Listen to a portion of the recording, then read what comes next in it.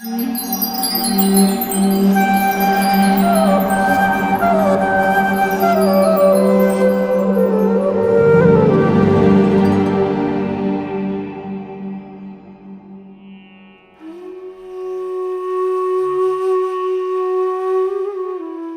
not service to parents service to God? If I am already serving parents, what is the need to serve God? For one who is irresponsible fool, drinking wine and lying on the road, who has to be picked up by his wife and unmarried daughter, the Shastras say that his highest dharma is to serve his family by respecting parents, taking care of the wife, and getting his daughter married. If someone is proud of maintaining his family dutifully, the Shastras say that there is nothing great about maintaining family, as even animals and birds maintain and protect their family and offspring. A human being should recognize the fact that all necessities are supplied by demigods, and if one does not perform yagna or sacrifice for them, then one becomes a thief. If one performs sacrifice to demigods to achieve all material benefits, to lead a happy life, the Shastras condemn such a fruitive worker to give up a life of material enjoyment and focus on liberation from the clutches of the cycle of birth, old age, disease and death. One who aspires for liberation by renouncing the world, the Shastras condemn his desire for merging into the Absolute with the desire to become God. Rather, such a person should realize that nothing belongs to him in the first place to renounce. He should use everything in the service of the Supreme Lord and engage in loving devotional service. Thus, giving up a lower dharma for the sake of a higher dharma is not considered sinful. For example, one who accepts the renounced order for the sake of uplifting the suffering conditioned souls is giving up a smaller family to join a larger family of the universe, realizing all living entities to be children of the Supreme Lord and a part of one family. Vasudhaiva Kutumbakam.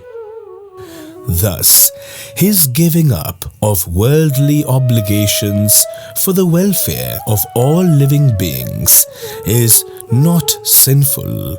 For instance, if a soldier trained by the Indian Army for 10 years has to go to war, he may have to forego his duty to parents and be ready to die for a greater cause.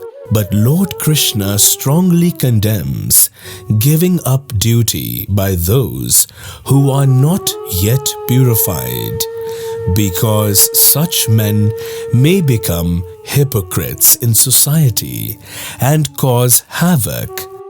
A Gnani or a yogi cannot give up their worldly duties unless they have become completely purified of all material desires to renounce the world. But a devotee who acts under the direction of Guru and Scripture achieves the protection of the Lord to renounce everything including his prescribed material duties for the service of the Supreme Lord, even though he may not be completely free from material desires. The Lord, recognizing the surrender of the devotee, will quickly purify him and situate him in the platform of steady devotional service. Many great devotees had to give up their attachment to their relatives, opposed to Dharma and the Supreme Lord, to completely surrender themselves to the Supreme Lord. Prahlad had to practice devotional service against the will of his father Hiranyakashipu.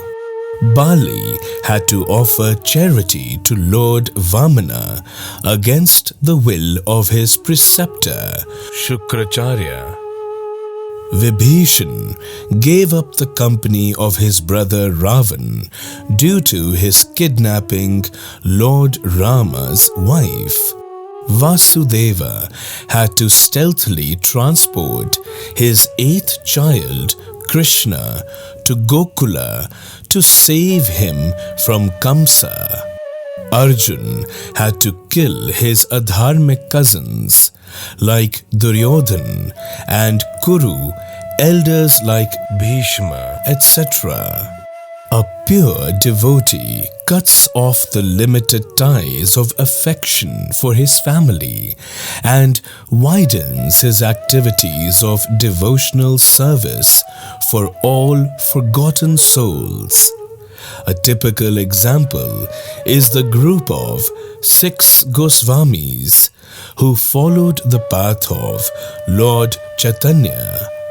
All of them belonged to the most enlightened and cultured rich families of the higher castes.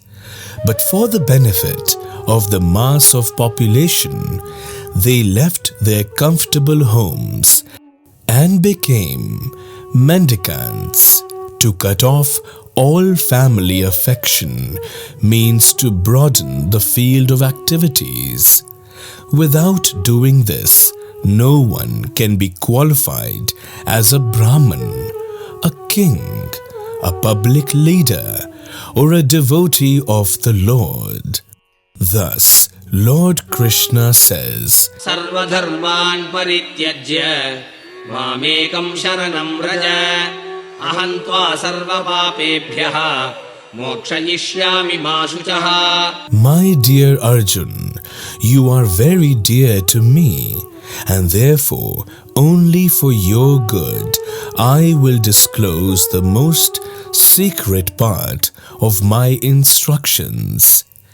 It is simply this: become a pure devotee of mine and give yourself unto me only, and I promise you full spiritual existence, by which you may gain the eternal right of transcendental loving service unto me. Just give up all other ways of religiosity and exclusively surrender unto me, and believe that I will protect you from your sinful acts, and I shall deliver you. Do not worry anymore.